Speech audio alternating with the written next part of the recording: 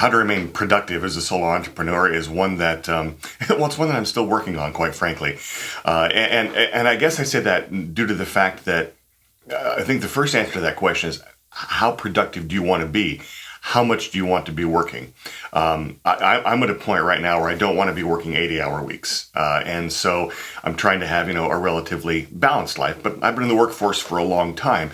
You're brand new to it. You may want to be putting in a lot more. But when it comes to productivity, we can be very different.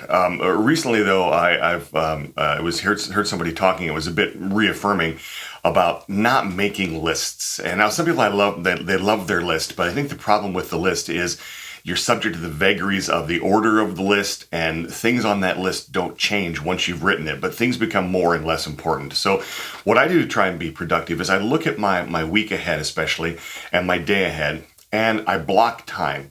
I figure, how much time will it take to do that? How much time will it take to do that? Now, I'm not always right, but I know I have these chunks of time in there, and I'm one of those guys that color codes my calendar, so I can kind of see my chunks of time that are for different activities, key clients, marketing, networking, whatever it may be. And it gives me also a sense of what are my priorities. And as I go through the day, I know there are things that, can push out, but I try and, keep them in there and get them done when the time is. But I know they're okay if they push out. I have a very simplistic solution for the things that can't. I put them in bright red, boom, there they are, bright red, which means get this done. Don't be dumb, don't mess it up and let that one slide. If you need to move something else and move that red thing to later in the day, but get it done.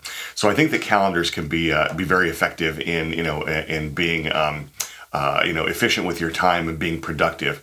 I think probably the thing that sits behind all that, though, is have a strategy or some guidelines for what's most important for you to do.